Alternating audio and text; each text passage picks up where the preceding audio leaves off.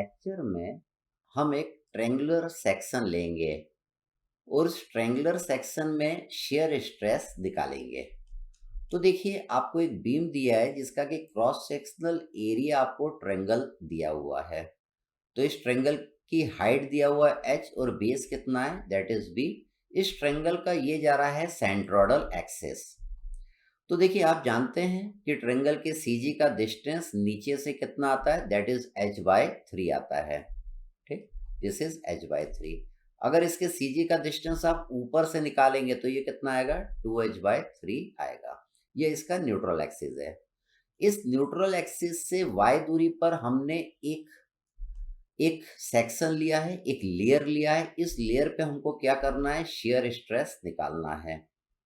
इस लेयर पे shear stress कौन प्रोड्यूस करेगा, इस लेयर के ऊपर जो एरिया रहेगा वो यहाँ पे शेयर स्ट्रेस प्रोड्यूस करेगा। ठीक, यहाँ पे शेयर स्ट्रेस कौन प्रोड्यूस करेगा, इसके ऊपर जो एरिया रहेगा।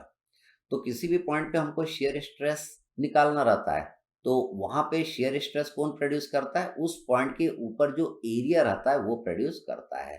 अगर उस पॉइंट के ऊपर कोई भी एरिया नहीं रहेगा तो उस पॉइंट पे शेयर स्ट्रेस कितना आ जाएगा, 0। तो देखिए ये एरिया यहाँ पे शेयर स्ट्रेस प्रोड्यूस करेगा। इस एरिया का ये जो साइड है EF उसको मैंने बोला है B' और इस पीले वाले ट्रायंगल की जो हाइट है उसको मैंने क्या बोला है, H' बोला है। तो हमें क्या निकालना है, EF लेयर पे शेयर स्ट्रेस निकालना है जिसकी दूरी न्यूट्रल एक्सिस से कितना है, y। तो देखिए शेयर स्ट्रेस का फॉर्मूला जानते हैं, क्या जानते हैं, tau equal to F into A into Y bar divided by B into I. तो A इंटू वाई बार क्या होगा, इस पीले वाले एरिया का मोमेंट होगा किसके अबाउट, न्यूट्रल एक्सिस के अबाउट। तो देखिए हमें B' और H' की वैल्यू निकालना पड़ेगा। तो यहाँ पे देखिए दो ट्रायंगल है, एक ऊपर पीला वाला ट्रायंगल है और ये एक बड़ा ट्रायंगल है। ये एक बड़ा ट्रायंगल ये है आपका, ये आपका बड़ा ट्रायंगल यहाँ पे आपको नजर आ रहा है। इस ट्रायंगल को देखिएगा, ये पूरा बड़ा ट्रायंगल और ये छोटा ट्रायंगल। ये दोनों ट्रायंगल कैसे हैं आपके, ये दोनों ट्रायंगल आपके सिमिलर हैं। ये दोनों ट्रायंगल आपके सिमिलर हैं। तो आप क्या लिख सकते हैं, B' डिवाइडेड बाय B। देखिए B' divided by B is equal to H' divided by H। H क्या है, पूरी हाइट क्या है, H है। तो इससे देखिए आपकी B' की वैल्यू निकल के आएगी, B' कितना आएगी, BH' डिवाइडेड बाय H। अब हमें H' की वैल्यू की जरूरत पड़ेगी। H' की अगर आप वैल्यू निकालेंगे तो कितना आएगा, 2h/3 माइनस y। देखिए H' निकालना है तो ये पूरा देखिए यहां से लेके यहां तक ये 2h/3 है। अगर 2h/3 में से मैं y को माइनस कर दूंगा, इतनी दूरी को माइनस कर दूंगा तो ये H' निकल के आ जाएगा। तो देखिए यहाँ पे मैंने 2h/3 माइनस y कर दिया तो आपका H' निकल के आ गया। अब इस वाली वैल्यू H' की जगह मैं ये वाली वैल्यू पुट कर दूंगा तो आपकी B' की वैल्यू देखिए आपको इतना मिल जाएगी। ठीक, अब हमें क्या करना है, इस वाले ट्रायंगल का CG में निकालना है। इस वाले ट्रायंगल की देखिए ये CG आपको यहाँ पे नजर आ रहा है। इस CG का डिस्टेंस कहाँ से लेना है, न्यूट्रल एक्सिस से लेना है। वही क्या होगा, y बार की वैल्यू होगी। आपने पीले वाले ट्रायंगल का एरिया निकालना है, एरिया कितना होगा, half into B' into H'। तो B' की देखिए ये वैल्यू आपने निकाल लिया है, H' की वैल्यू ये निकाल लिया है। उस एरिया का मोमेंट लेना पड़ेगा न्यूट्रल एक्सिस के अबाउट, तो ये वाली दूरी आपको मालूम होना चाहिए। ये दूरी आपकी कितनी आएगी, that is y' plus y plus H'/3। ये जो आपका डिस्टेंस आएगा, इस डिस्टेंस को आप ध्यान से देखिएगा। ये जो आपका डिस्टेंस आएगा ये आपका कितना आएगा, H' डिवाइडेड बाय 3। हम जानते हैं ट्रायंगल के CG की दूरी कितनी आती है, अगर उसकी हाइट h है तो h/3 आती है। अब पीले वाले ट्रायंगल की हाइट कितना है, H' है तो ये H'/3 आएगा। तो ये पूरा डिस्टेंस आपने निकाल लिया y प्लस H'/3। हम जानते हैं H' आपका कितना है, दैट इज 2h/3। ये वाली वैल्यू मैं यहाँ पे पुट कर दूंगा। तो देखिए यहाँ पे वैल्यू जब मैं पुट कर दूंगा H' की तो ये वाली इक्वेशन बन जाएगी। इसको थोड़ा हम सॉल्व कर लेंगे, सिंप्लीफाई कर लेंगे तो ये इक्वेशन आपकी बन गई। अब देखिए एरिया ऑफ पीला वाला ट्रायंगल देखिएगा, जिसका कि मोमेंट आपको न्यूट्रल एक्सिस के अबाउट लेना है। क्यों लेना है? क्योंकि ईएफ लेयर पे आपको शियर स्ट्रेस निकालना है। ठीक, तो देखिए मोमेंट ऑफ ट्रायंगल, पहले इस ट्रायंगल का मोमेंट में ले लेता हूं, ट्रायंगल का मोमेंट ले लेता हूं, that is A into Y bar में कर देता हूं। ए इंटू वाई बार आपका कितना आ गया? ए, पीले वाले ट्रायंगल का एरिया कितना? Half into B dash into H dash into Y bar. देखिए वाई बार आपने ये वाली दूरी निकाली, ये वाली दूरी आपने कितना निकाली? 2/3 y plus h by three, यहाँ पे आपने पुट कर दिया।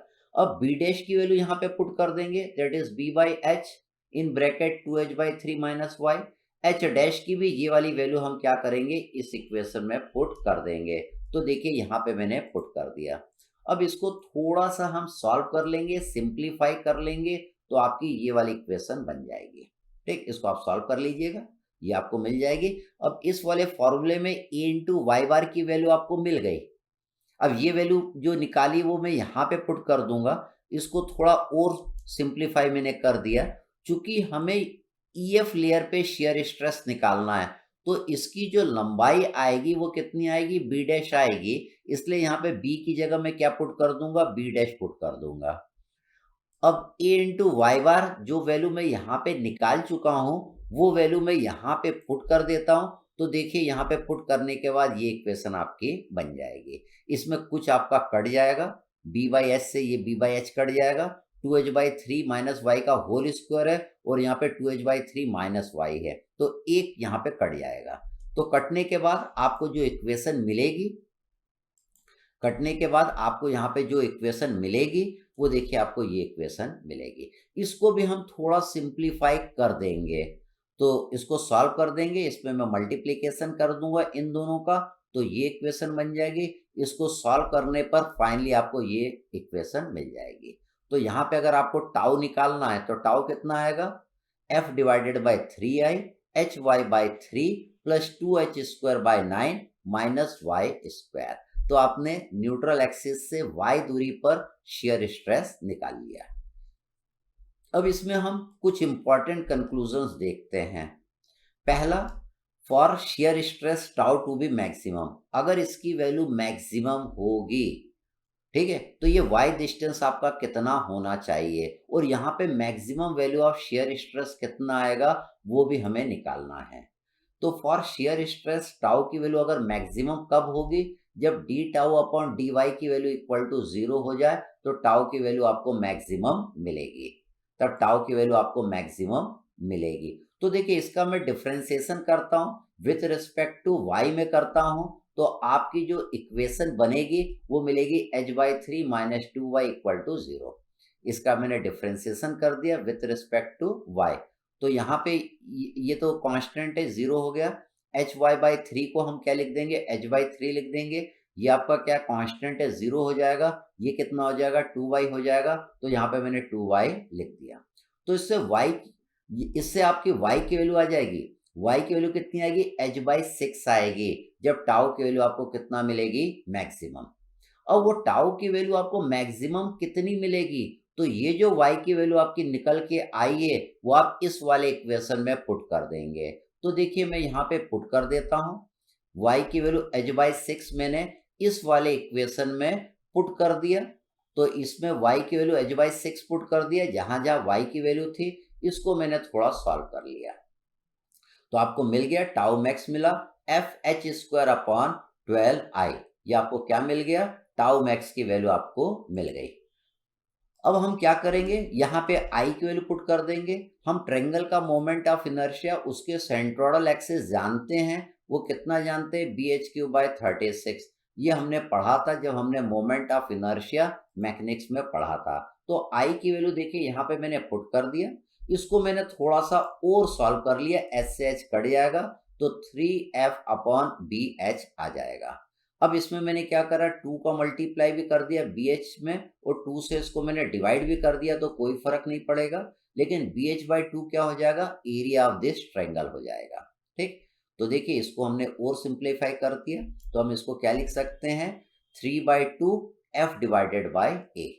F डिवाइडेड बाय A क्या होगा? That is average value of shear stress. तो maximum value of shear stress will be equal to 1.5 tau average आपका आ जाएगा in case of this triangular section. तो आप किसी भी पॉइंट पे भी shear स्ट्रेस निकाल सकते हैं ट्रेंगुलर सेक्शन का। आप समझ गए कि मैक्सिमम shear स्ट्रेस आपको कहाँ मिलेगा ट्रेंगुलर सेक्शन पे। आप समझ गए कि maximum shear stress will be equal to 1.5 into tau average होता है ट्रेंगुलर सेक्शन पे। अब हम इससे रिलेटेड प्रॉब्लम्स करेंगे।